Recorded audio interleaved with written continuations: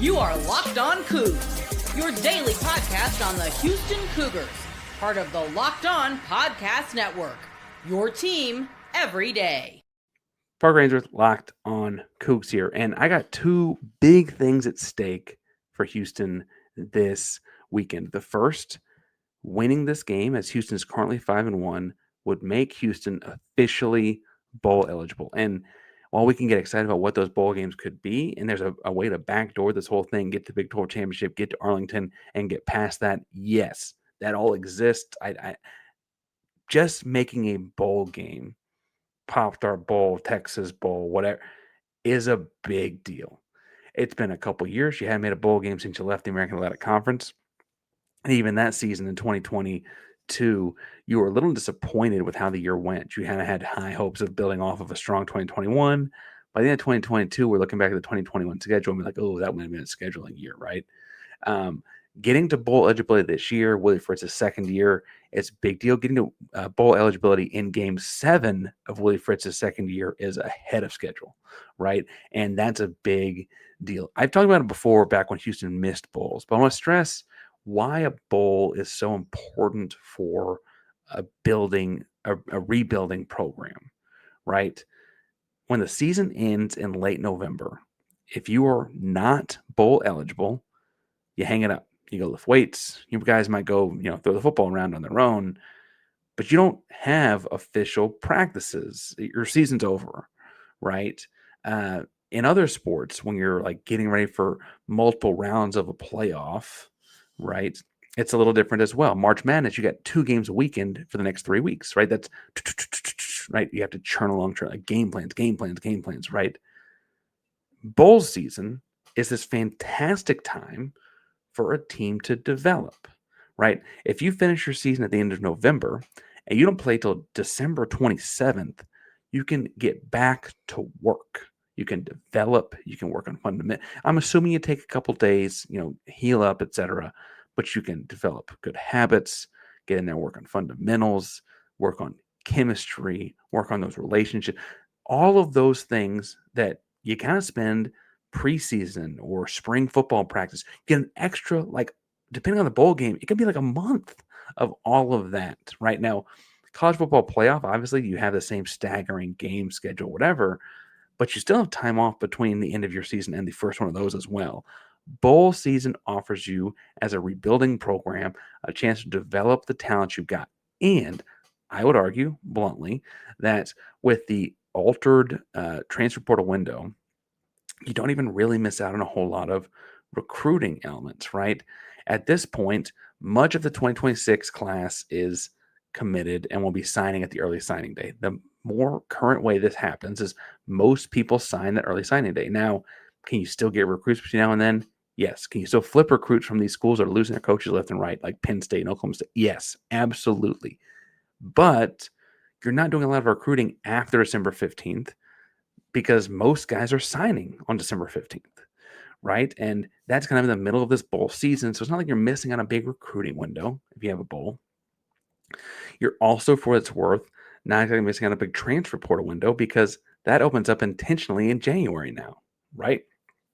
And so guys can say they're leaving a program into the portal, but you can't officially be working them officially be working them until January, right? And so I think that all leads to the focus on this is a couple weeks to really get better at being us, especially for a rebuilding program, right?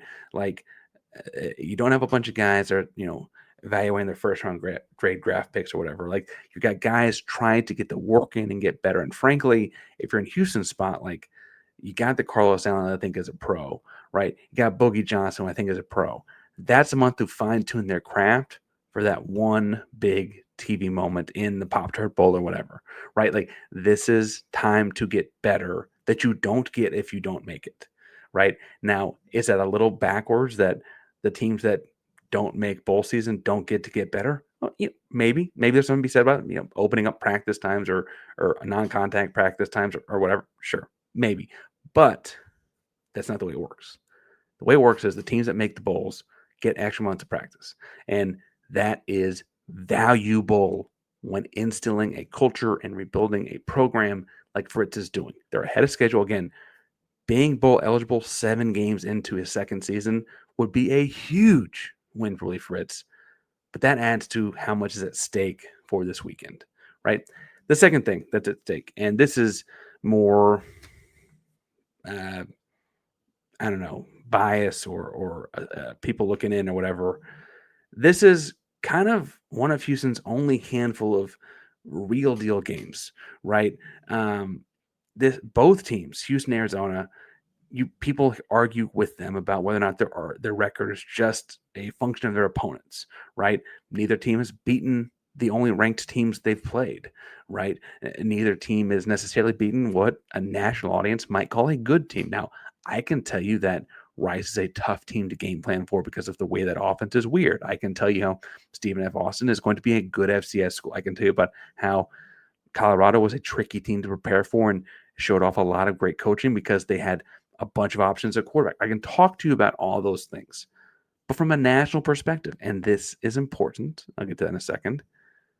Arizona, since Texas Tech and Arizona are like the only teams you get to play that like feel like they're strong football teams potentially. If you lose to Arizona and they're not any good, people are going to put that in your face. If you beat Arizona and they are good, it's a big deal, right?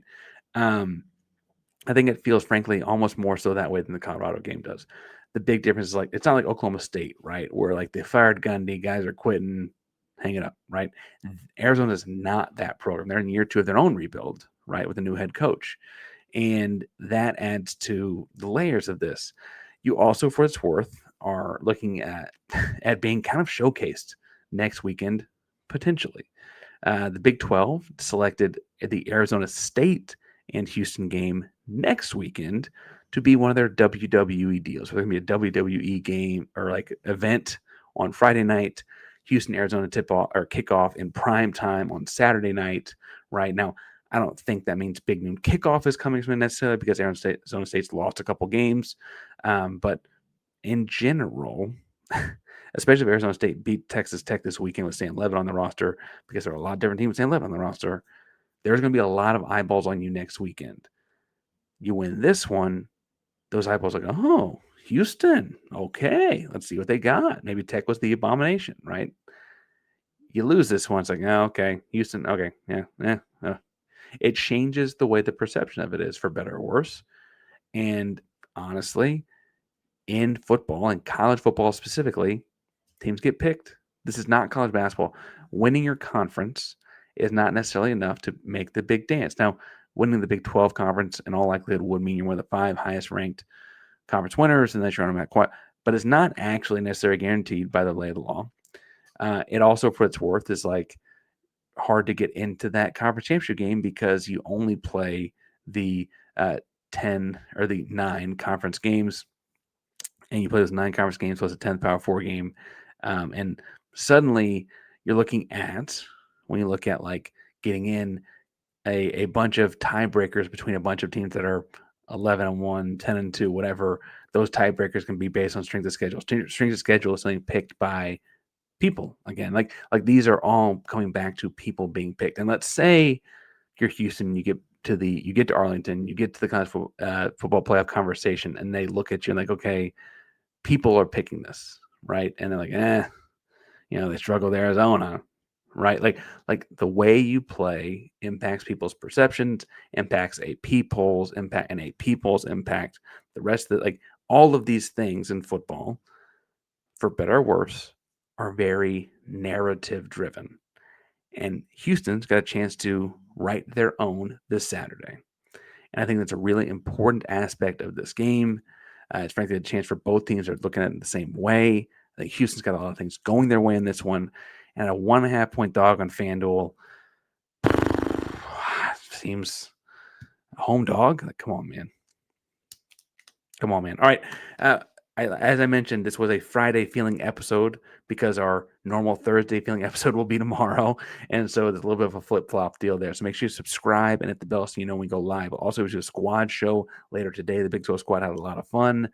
I might have taken a couple shots at JT and Utah. Spoiler, check that out in your feeds later today. Locked on Coogs is primarily Locked On Podcast Network. That means your team every day. Go Coogs.